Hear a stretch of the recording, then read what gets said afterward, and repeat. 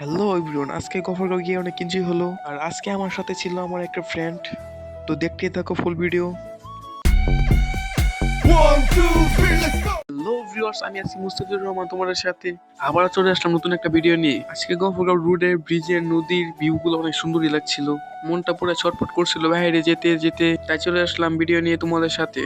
আজকে ব্রহ্মপুত্র নদীর ভিউটা অনেক সুন্দরই লাগতেছে। সত্যি বলতে ব্রহ্মপুত্র নদী একটা নদী না, একটা সাগর। আজকে আমার সাথে আছে আমার একটা পাকনা বন্ধু, সে হাই দিচ্ছে। তো যা বলতেছিলাম, আজকে ভিডিও করতে তো ভালো লাগতেছিল না। তারপর দূর থেকে নৌকার মাঝে একটা পিচ্ছি ডাকতেছে 30-30 করে। পরে আমরা দৌড় মেরে এসে নৌকা মারে উঠে পড়লাম। এবং কি নৌকার মধ্যে উঠে আমার বন্ধুটা এখন ভয় পাচ্ছে।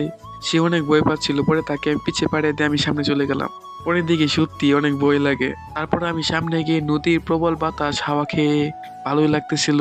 সত্যি গফর এই জায়গাটিতে এত সুন্দর, কেউ এটা না আসলে বুঝতে পারবো না। এই নদীর ভিউটা, সরি, এই সাগরের ভিউটা সত্যি অনেক সুন্দর লাগতেছে। আমাদের জন্য এটা নদী না, আমাদের জন্য এটা একটা সাগর, মহাসাগর। তারপর ওই যে দূরে দেখা যায় মাদ্রাসা পোল্লামানরা খেলতেছে, আর এখান থেকে ভিউটা অনেক সুন্দর লাগতেছে। তারপর এই পাশে গরুগুলো আমাদের দিকে তাকিয়ে রইলো।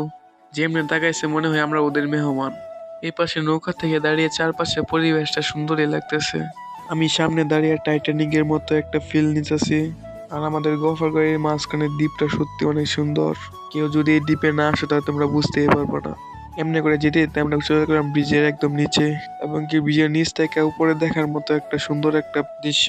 তারপর আমি একদম পুরো ভুলিয়ে গেছিলাম নৌকার এমনি একটা শুট নিতে, তারপর নিয়ে নিলাম শর্টকাটে।